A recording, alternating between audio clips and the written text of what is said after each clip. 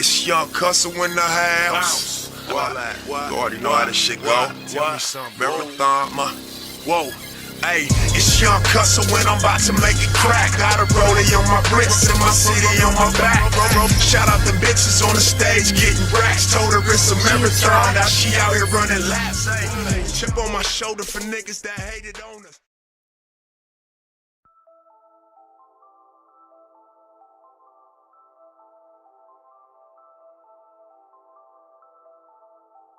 Miss Annalie Roca. And your next witness is witness number 1, Mr. McKinney.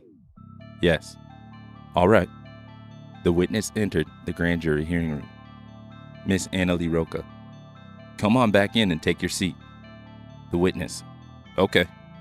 Witness number 1, called as a witness before the grand jury of the County of Los Angeles, having been previously sworn, resumed the stand and testified further as follows. Miss Annalie Roca, did you leave your telephone outside again? The witness. Yes. And you have no recording devices on you, correct? Correct.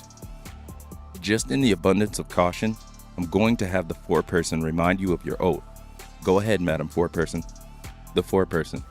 You will recall that you have previously been sworn and are still under oath. Please restate your name. Miss Annalie Roca. No. We're not having the witness state her name. Pardon me, Madam Foreperson. Not your fault. The foreperson. I'm sorry. Miss Annalie Roca. No. It's okay. All right. Thank you, Madam Foreperson. So, witness number 1, I saw you outside during the break with your lawyer, and I went, and I know Mr. McKinney was there as well.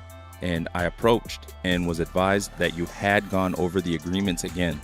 And in fact, on the contract or the use agreement, it specifically states there that, I'm sorry, Madam Foreperson, may the DA go and get, I want to read directly from the contract.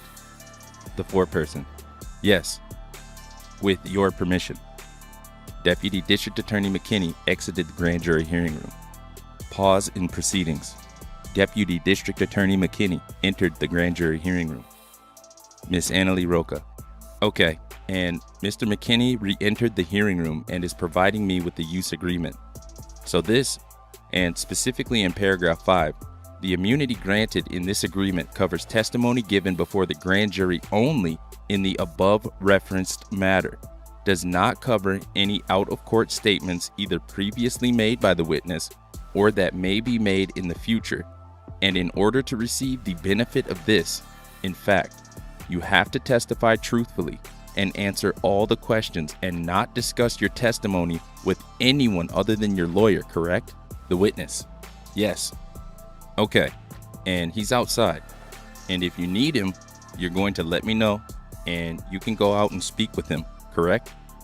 Correct. Okay. So, do you feel comfortable testifying now and answering questions truthfully? Yes. All right. At any time, if you don't, just let me know. Thank you. Madam Foreperson, with your permission, may Mr. McKinney proceed? The foreperson. Yes.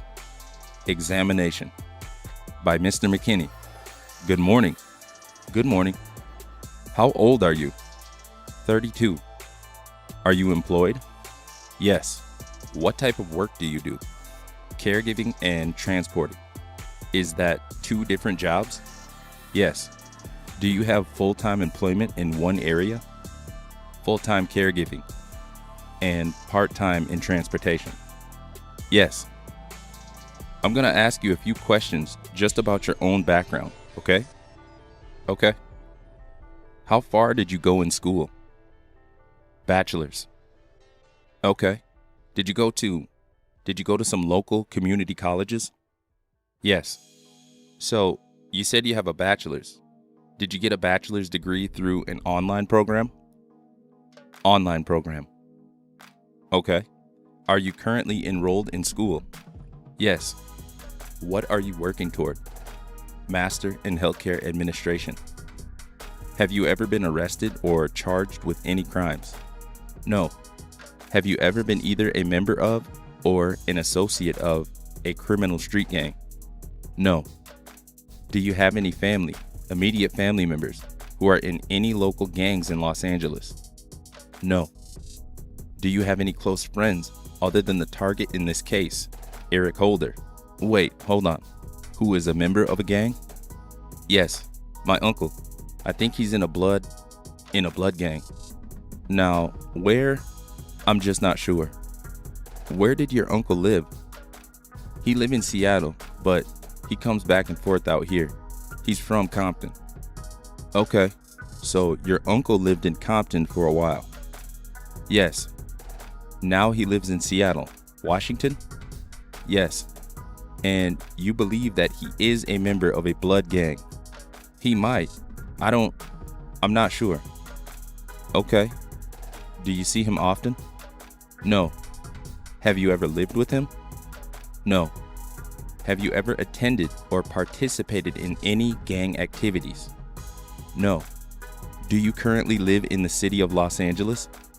No. Have you ever lived in the city of Los Angeles? Yes. Approximately what years did you live here? Since 2004 and I would say 2004 to 2007. Okay. From 2004 to 2007. Yes. When you lived in Los Angeles during that time period, did you live in the general area of Crenshaw and MLK Boulevard? Yes. You know that you're here to testify about something that happened at Crenshaw and Slauson, correct? Correct. Do you know how far Crenshaw and MLK Boulevard is from Crenshaw and Slauson? Not exactly, but I know it's not too far. Okay. Is it walking distance? No. Do you have a sense of how far a mile is or 2 miles? Do you know distances in those terms? No, I don't. Okay. When you lived in Los Angeles from 04 to 07, did you ever hang out in the area of Crenshaw and Slauson? Just like going to the swap meet, stuff like that. I never hung out like with friends. I didn't really have no friends over there. Okay. What is the swap meet? By Slauson on Western. So on Western and Slauson there's a swap meet? Yes. For those of us who are not sure what a swap meet is, can you explain that a little bit? It's like a place they have jewelry. You can get stuff for a little cheaper. And they be having Jordans and stuff that you can get cheaper instead of going to the mall. It's like a little mini mall where you can get things a little more cheaper. Okay. Is it the Slauson swap meet? Yes.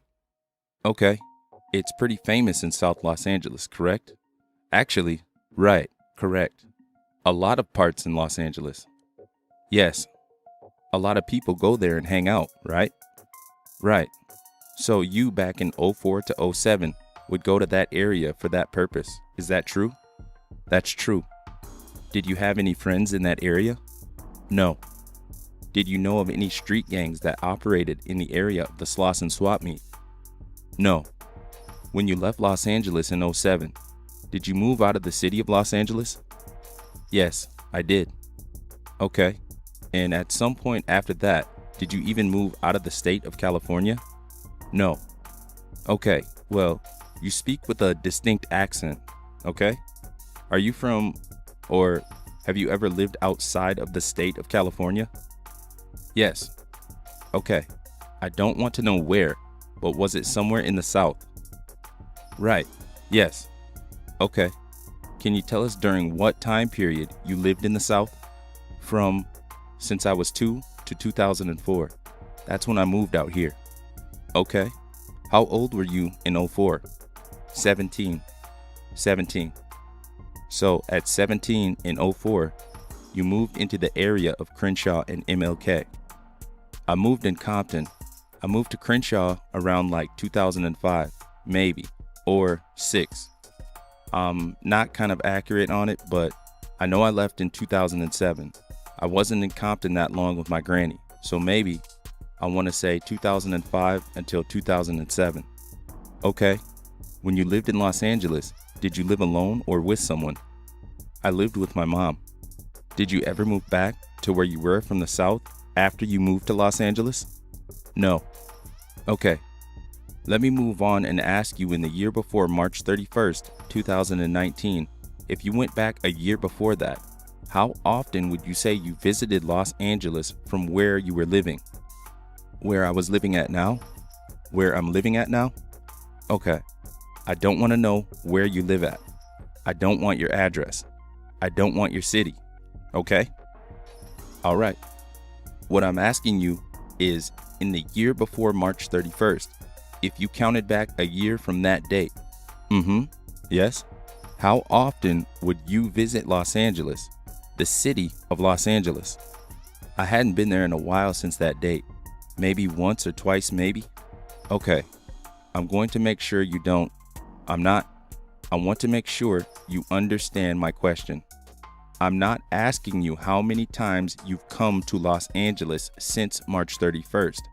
I want to know, in the year before the shooting happened, the year before, for that whole year, how often did you visit Los Angeles? I just want to get a sense of how much time you spent here in the year leading up to that shooting. And I'm not asking for a specific number of times. You can estimate approximately how often you would come into the city. About maybe 20, because I had a friend over there, somebody who I was talking to. Okay, when you say you had a friend over there, what do you mean? In LA. Okay, was that friend living in the Slauson Crenshaw area? Yes, he lived up the street on Florence. Florence and what? 78th. So, for the year leading up to March 31st, you believe you came into Los Angeles about 20 times.